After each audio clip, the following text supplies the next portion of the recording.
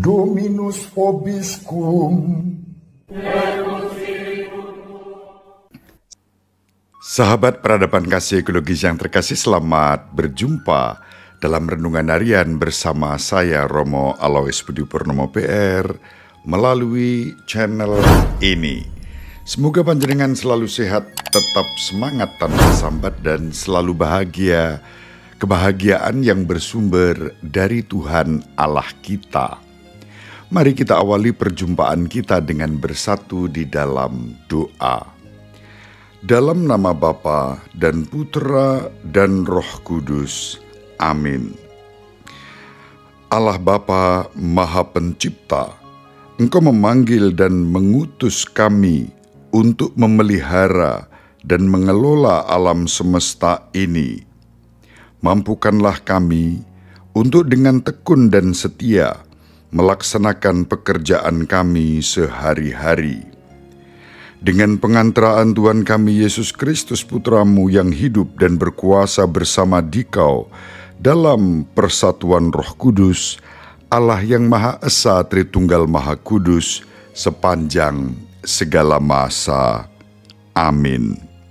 Dalam nama Bapa dan Putra dan Roh Kudus. Amin.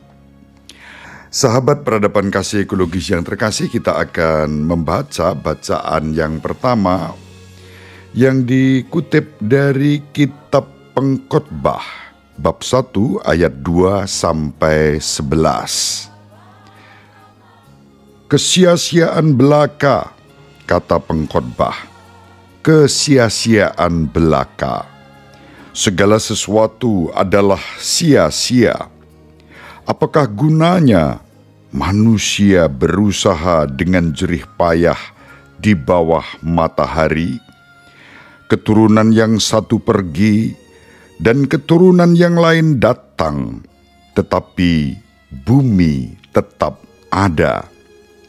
Matahari terbit, matahari terbenam, lalu terburu-buru menuju tempat ia terbit kembali. Angin bertiup ke selatan, lalu berputar ke utara, terus-menerus ia berputar, dan dalam putarannya angin itu kembali. Semua sungai mengalir ke laut, tetapi laut tidak juga menjadi penuh. Kemana sungai mengalir, ke situ sungai mengalir selalu. Segala sesuatu menjemukan, sehingga tak terkatakan oleh manusia. Mata tidak bosan-bosan melihat, telinga tidak puas-puas mendengar. Apa yang pernah ada akan ada lagi, dan yang pernah dibuat akan dibuat lagi. Tiada sesuatu yang baru di bawah matahari. Adakah sesuatu yang dapat dikatakan, "Lihat, ini baru"? Tetapi sebenarnya hal itu dahulu sudah ada, lama sebelum kita. Kenang-kenangan dari masa lampau tidak ada, dan dari masa depan yang masih akan datang pun tidak akan ada kenang-kenangan pada mereka yang hidup sesudahnya. Demikianlah sabda Tuhan. Syukur kepada Allah.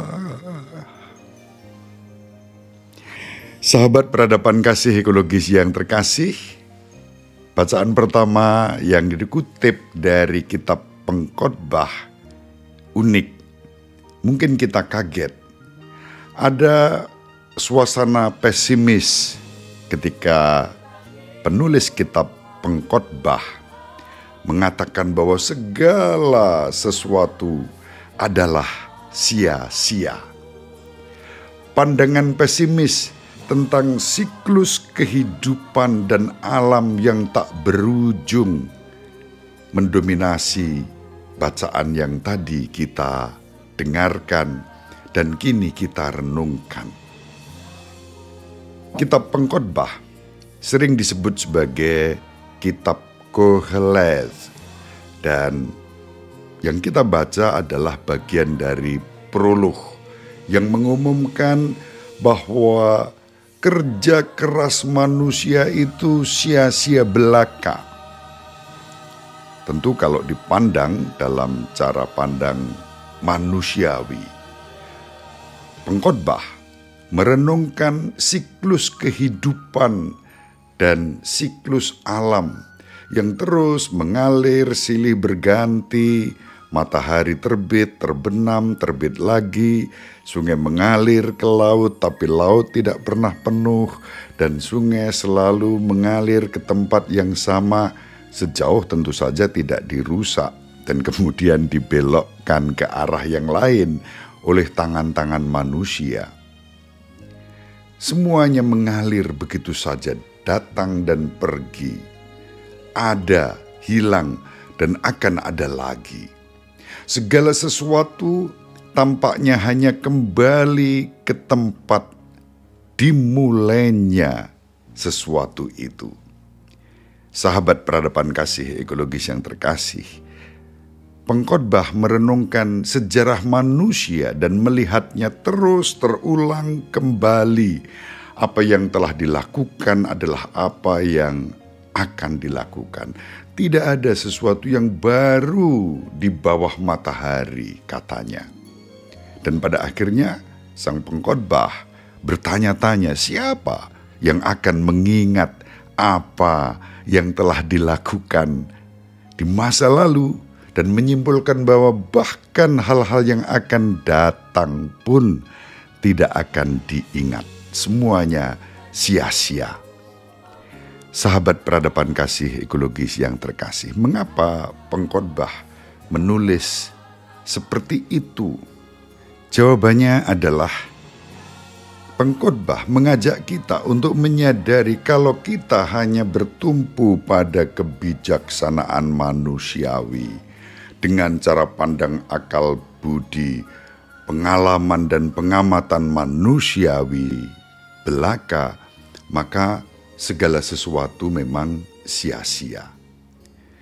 Kitab Pengkhotbah ada dalam konteks kitab-kitab kebijaksanaan bersama kitab Amsal yang sudah kita baca dan kitab Kidung Agung.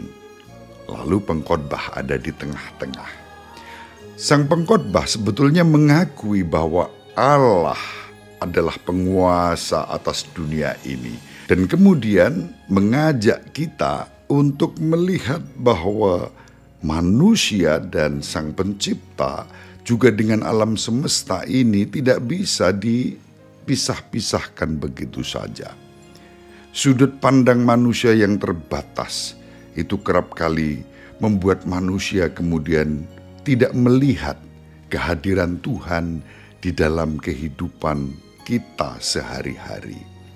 Maka Pengkhotbah mengingatkan kalau cara pandang seperti itu yang dikembangkan, maka segala sesuatu itu sia-sia. Tetapi kalau kita melihat bahwa ada Allah, Sang Pencipta yang hadir bersama kita, menyertai perjuangan hidup kita sehari-hari, pasti tidak ada yang sia-sia di muka bumi ini. Itu tawaran yang mau disampaikan oleh Pengkhotbah kepada kita. Pengkhotbah menyingkapkan bahwa masalah-masalah yang terjadi dapat diselesaikan kalau kita kembali kepada Allah yang menjadi sumber kehidupan kita. Dalam kitab Amsal kita jumpai bagaimana nasihat-nasihat yang membimbing kita manusia untuk terus mengandalkan Allah itu dikembangkan. Dan kemudian dalam kitab Kidung Agung kita diajak untuk mengalami betapa cinta sungguh-sungguh dahsyat. Apalagi ketika cinta ditempatkan dalam konteks kasih Allah sendiri bagi manusia. Maka di sini pengkhotbah mengajak kita, kalau kita memang hanya bertumpu pada hal-hal yang bersifat duniawi, maka segalanya sia-sia. Tetapi tidak apabila kita mengandalkan kekuatan Allah. Kita bisa belajar dari Santo Bonaventura yang mengambil sudut pandang yang unik dan mengatakan bahwa 3 kitab yang dikaitkan dengan Raja Salomo mewakili 3 tahap pertumbuhan rohani kita. Kitab Amsal mengajarkan kepada kita bagaimana hidup dengan bijaksana di dunia ini.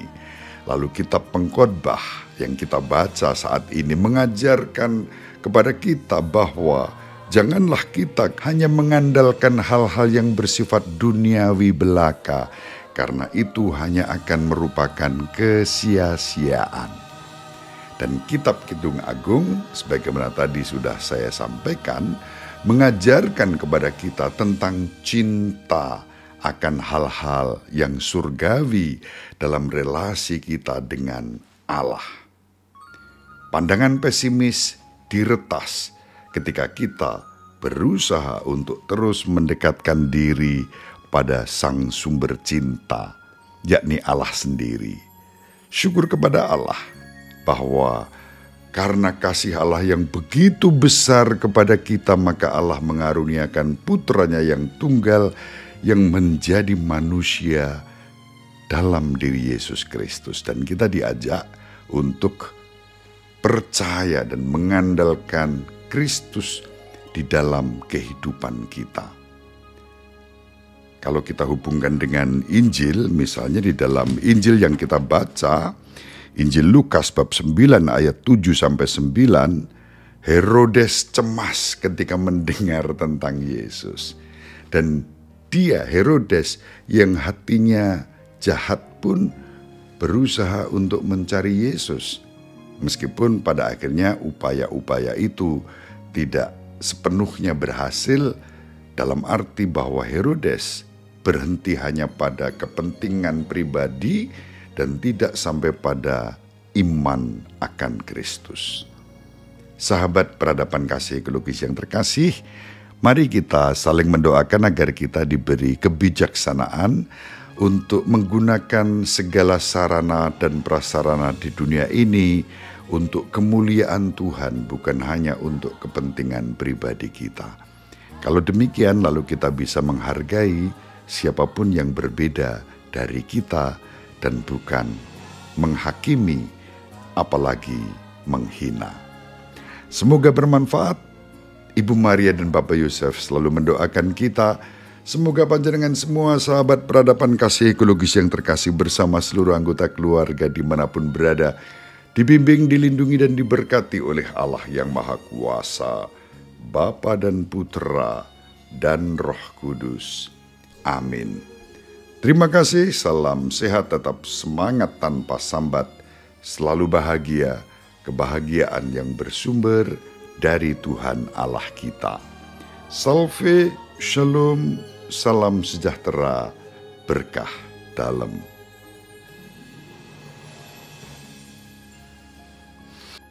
Sahabat peradaban kasih yang terkasih, sampai jumpa pada episode berikutnya. Terima kasih atas kebersamaan kita. Salam peradaban kasih ekologis, berkah dalam.